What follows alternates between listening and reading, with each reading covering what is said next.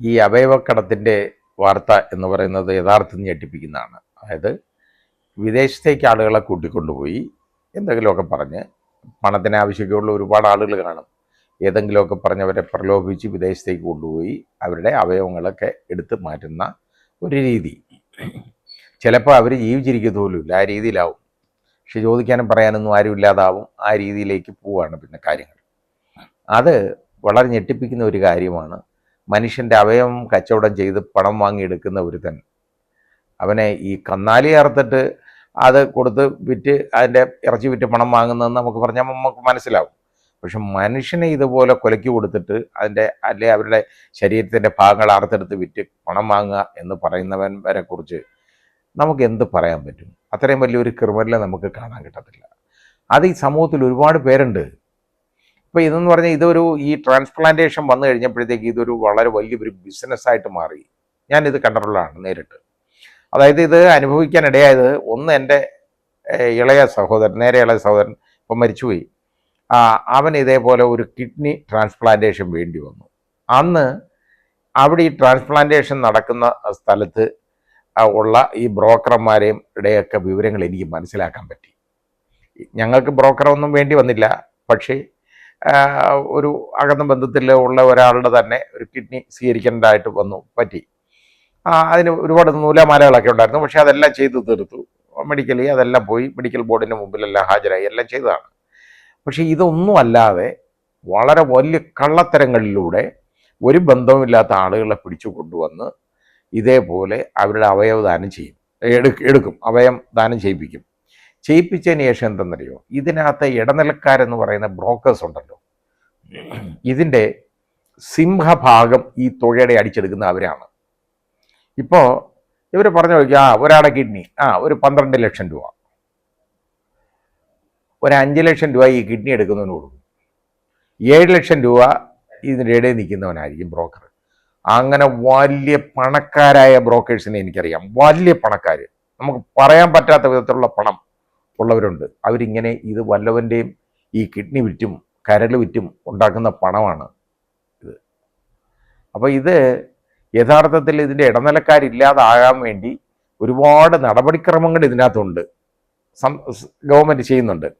പക്ഷെ അതിനെയൊക്കെ എന്തൊക്കെ ചട്ടങ്ങളുണ്ടായാലും നിയമങ്ങളുണ്ടായാലും അതിനെ മറികടക്കാൻ ശ്രമിക്കുക, അതിനെ പരാജയപ്പെടുത്തുക എന്ന് പറയുന്നത് പ്രത്യേകിച്ച് നമ്മുടെ മലയാളികളുടെ ഒരു സ്വഭാവമാണ്. ഉറപ്പാണ്, അവർ ചെയ്യും. അങ്ങനെ അവരതിനെല്ലാം പഴുതുകൾ കണ്ടുപിടിക്കും.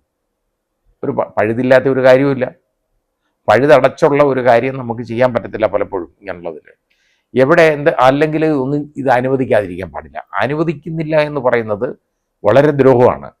കാരണം ഇപ്പോൾ ഒരു കിഡ്നി ഉണ്ട്, ഒരാൾക്ക് ജീവിക്കാം, ഒരു കുഴപ്പമില്ല, ഒരു പ്രശ്നമില്ല. അപ്പോൾ ദൈവം 2 തന്നിട്ടുണ്ട്. അപ്പോൾ അത് ഒരാൾ കൊടുക്കുന്നു, അതുമൂലം ആ ജീവൻ രക്ഷപ്പെടുന്നു. ഒരു വലിയ കാര്യമാണ്, മഹത്തായ കാര്യമാണ്.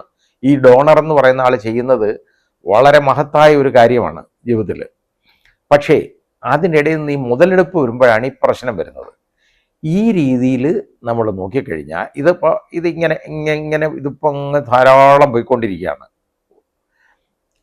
വളരെയധികം കൂടുതൽ ഇങ്ങനെ എണ്ണം പോയിക്കൊണ്ടിരിക്കുകയാണ്. അപ്പോൾ ഇതിനെ ഉള്ള ഒരൊറ്റ മാർഗം എന്ന് പറയുന്നത്, ഒന്നുകിൽ ബന്ധുക്കൾ മാത്രം ഇത് കൊടുക്കുന്നതായിരിക്കണം. ബന്ധം, എന്തെങ്കിലും ഇവർ തമ്മിലുള്ള ബന്ധം വേണം. പക്ഷെ അതും പറ്റുന്നില്ല. ബന്ധുക്കൾ ആരും തയ്യാറായില്ലെങ്കിൽ അയാൾ മരിച്ചോണമെന്ന് നമ്മൾ പറയാൻ പറ്റുമോ? ഇല്ല. അപ്പോൾ വേറെ ഒരു മനുഷ്യൻ ഇത് കൊടുക്കാൻ തയ്യാറായ നല്ല കാര്യമാണ്. ഇപ്പോൾ നമ്മുടെ ഫാദർ ഡേവിസ് ചിറമേൽ, അദ്ദേഹത്തിൻ്റെ കിഡ്നി കൊടുത്തത് ഒരു ഹിന്ദു സഹോദരനാണ്. അയാൾ ഇപ്പോഴും നന്നായിട്ട് ജീവിച്ചിരിപ്പുണ്ട്. ഈ കിഡ്നി വാങ്ങിയ ആൾ, കൊടുത്ത ആളും കുഴപ്പമില്ല ഇരിക്കുന്നുണ്ട്. എൻ്റെ സുഹൃത്താണ് അദ്ദേഹം. വലിയ മനസ്സുള്ളത് കൊണ്ടാണ് ചെയ്യുന്നത്. അതുകൊണ്ട് അതിനെയും നമുക്ക് കട്ടയിൽ ചെയ്യാൻ പറ്റത്തില്ല. അത് ഞാൻ പറഞ്ഞില്ലേ, ഇതിനെ ഒരു ബാൻ നമ്മൾ ചെയ്യുക എന്ന് പറഞ്ഞു കഴിഞ്ഞാൽ വലിയ ദ്രോഹമാണ്. പിന്നെ യഥാർത്ഥത്തിൽ ഈ മസ്തിഷ്ക മരണം നടക്കുമ്പോൾ മസ്തിഷ്ക മരണം ശരിയായ രീതിയിൽ അത് ഡിക്ലെയർ ചെയ്ത് കഴിഞ്ഞാൽ, അപ്പോൾ അതിനെ സംബന്ധിച്ചൊക്കെ ഒരുപാട് തെറ്റായ ധാരണകളുമുണ്ട്, തെറ്റുമുണ്ട് അതിനകത്ത് ചിലപ്പോൾ കാണാം. കാരണം അതിന് ഒരുപാട് അപവാദങ്ങൾ വരാവുന്ന ഒരു കാര്യമാണ്. മസ്തിഷ്ക മരണം സ്ഥിരീകരിച്ചു ആണെങ്കിൽ ബാക്കിയൊക്കെ അതൊക്കെ റിമൂവ് ചെയ്യാം. അപ്പം മസ്തിഷ്ക മരണം സ്ഥിരീകരിക്കുന്ന ഡോക്ടർമാരാണ്. അവർ പറയുന്നത് ബാക്കി ആളുകൾക്ക് വിശ്വസിക്കാമെന്നുള്ളതല്ല എന്ത് ചെയ്യും. പിന്നെ വെന്റിലേറ്റർ കിടക്കുന്ന ഒരു രോഗി ഗുരുതരാവസ്ഥയിലാണെങ്കിൽ ഒരിക്കലും നമുക്ക് മസ്തിഷ്ക മരണമായി പോയി വെറുതെ ചെയ്തിട്ടുകൊണ്ടിരിക്കുകയാണ് എന്ന് പറഞ്ഞാൽ ദിവസങ്ങൾ കഴിയുമ്പോൾ നമുക്കത് വിശ്വസിക്കാതിരിക്കാൻ മാർഗമൊന്നുമില്ല. അപ്പോൾ എൻ്റെ ബ്രദർ തന്നെ വെന്റിലേറ്ററിൽ കിടന്നാണ് മരിക്കുന്നത് അവസാനം. അപ്പോൾ അത് ഞാൻ കണ്ടുകൊണ്ട് നിൽക്കുകയാണ്. ഈ മരണം അത് യഥാർത്ഥ മരണം തന്നെയാണ്. അപ്പം എന്ന് പറഞ്ഞ പോലെ ഇതിപ്പോൾ ചിലയിടത്തൊക്കെ ഇങ്ങനെ പറയാറുണ്ട് ഇതുപോലെ. ആ പറയുന്നത് സാധാരണ ഒരുമാതിരി ഡോക്ടേഴ്സ് ഒന്നും ചെയ്യല്ല ആരും. ഡോക്ടേഴ്സ് എന്ന് പറയുന്നവർ അങ്ങനെ ചെയ്യും എന്ന് ഞാൻ വിശ്വസിക്കുന്നില്ല. അത് അവർ ഡിക്ലെയർ ചെയ്യുന്നതൊക്കെ സത്യമായിരിക്കാനേ സാധ്യതയുള്ളൂ അതിനകത്ത്. അല്ലാതെ നമുക്കതിനകത്ത് ഒന്നും ഒരു കളവാണെന്ന് നമുക്ക് പറയാൻ പറ്റില്ല. അപ്പോൾ അങ്ങനെ ഉള്ളവർക്ക് ആ അവയവം മാറ്റം ചെയ്യുന്നു. അതിന് വലിയ നൂലാമാലകളില്ല. ഇവരുടെ ബന്ധുക്കളുടെ കൺസെൻറ്റ് മാത്രം മതി, അല്ലാതെ വേറൊന്നും വേണ്ട. ഒരാൾ അയാളുടെ ഭാര്യ നല്ല മക്കൾ കൺസെൻറ്റ് കൊടുക്കുന്നു, ഒരു കുഴപ്പമില്ല, ചെയ്യാം. ഇനി ഇതല്ലാതെ കടേവർ എന്ന് പറയുന്ന സിസ്റ്റം ഉണ്ട് കേട്ടോ. കടേവർ സിസ്റ്റം അതന്നെ ഞാനിപ്പോൾ പറഞ്ഞുകൊണ്ടിരുന്നത് കടേവർ സിസ്റ്റമാണ്. കടേവർ സിസ്റ്റം എന്ന് പറയുന്നത് ഈ മസ്തിഷ്ക മരണം സംഭവിച്ച ആളുകളുടെ ഇതേപോലെ നേരത്തെ എടുത്തു വെക്കുക കേട്ടോ. എടുത്തിട്ട് ഇങ്ങനെ ഒരാൾ മസ്തിഷ്ക മരണം സംഭവിക്കുന്നു, ഈ കിഡ്നി എടുത്ത് പ്രിസർവ് ചെയ്തൊന്നും വെക്കാൻ ഒക്കത്തില്ല. ഒരാളുടെ ശരീരത്തിൽ നിന്ന് ഈ കിഡ്നിയോ അല്ലെങ്കിൽ ഹാർട്ടോ റിമൂവ് ചെയ്താൽ അത് നേരെ അടുത്ത ആളിലേക്ക് ഇത് മാറ്റിക്കൊള്ളണം. അല്ലാതെ ഇത് ഐസ് വെട്ടിയിലിട്ട് വെക്കാനും അത് കുറച്ച് നേരത്തേക്ക് അതിന് ഒരു പീരീഡ് ഉണ്ട്. ആ പീരീഡ് കഴിഞ്ഞാൽ ഇത് നിൽക്കത്തില്ല, ഇതിനകത്ത് ഒന്നും ചെയ്യാനൊക്കത്തില്ല. അപ്പോൾ ഇതെടുത്ത് ഫ്രിഡ്ജിൽ വെച്ചേക്കാനോ ഫ്രീസറിൽ വെച്ചേക്കാനോ ഒക്കുന്ന ഒരു സാധനമല്ല.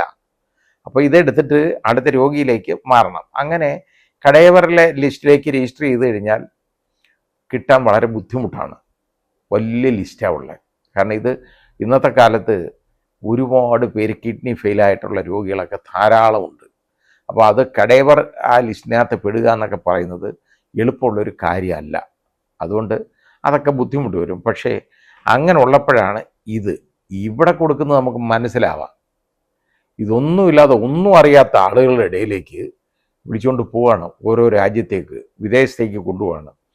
യവനെയൊക്കെ ഉണ്ടല്ലോ, എന്ത് ചെയ്യണം എന്നുള്ളതിനെക്കുറിച്ച് ഒന്ന് ആലോചിക്കണം ഗവൺമെൻറ്. കാരണം അത്രത്തോളം കർശന നടപടി വേണം ഇതിനകത്തൊക്കെ. ഇവിടെയുള്ള ആളുകളെ, ഈ പാവങ്ങളെയൊക്കെ തെറ്റിദ്ധരിപ്പിച്ച് അവരുടെ ആ ബദ്ധപ്പാടുകൾ മുതലെടുത്തിട്ട് അവരെ വിദേശത്തേക്ക് കൊണ്ടുപോയി ഇതുപോലെ അവയവ കച്ചവടം നടത്തുക എന്ന് പറയുന്നത് പോലുള്ള ഒരു വലിയ ഒഫൻസ് വേറെ ഇല്ല. അത് യഥാർത്ഥത്തിൽ നിയന്ത്രിക്കുന്ന മാത്രമല്ല, അത് കർശനമായിട്ട് ബാൻ ചെയ്യണം. വിദേശത്ത് ആർക്കെങ്കിലും കിഡ്നി വേണമെങ്കിൽ അവിടെ ഉള്ളവന്മാരുടെ എടുത്തോളൂ. അല്ലാതെ ഇവിടുത്തെ ഈ മലയാളികളുടെ കിഡ്നി മലയാളി കിഡ്നി തന്നെ വേണമെന്ന് ഒരു നിർബന്ധമില്ലല്ലോ, അല്ലെ ഇന്ത്യൻ കിഡ്നി വേണമെന്നൊന്നുമില്ലല്ലോ. അതുകൊണ്ട് ഇവിടുന്ന് അങ്ങോട്ട് കൊണ്ടുപോയി കൊടുക്കണ്ട, ഇവിടെ ഉള്ളവർ ഇവിടെ മാത്രം കൊടുത്താൽ മതി എന്ന് ഉള്ളതൊന്ന് തീരുമാനിക്കണം. വിദേശത്ത് കൊടുക്കാൻ പോകാനുള്ള പെർമിഷൻ പോലും കൊടുക്കരുത്. അങ്ങനെ പെർമിഷൻ ചോദിച്ചാൽ എൻ്റെ അഭിപ്രായത്തിൽ അത് ഗ്രാൻഡ് ചെയ്യാതിരിക്കാനുള്ള ഒരു നടപടി വേണം. വിദേശത്തുള്ളവരുടെ വാങ്ങിച്ചോളും കിഡ്നി. അമേരിക്കയിൽ ഇരിക്കുന്നവന് അമേരിക്കയിലെ കിഡ്നി മതി, ഇവിടുത്തെ കിഡ്നി വേണ്ട എന്ന് നമ്മൾ വിചാരിച്ചാൽ മതി.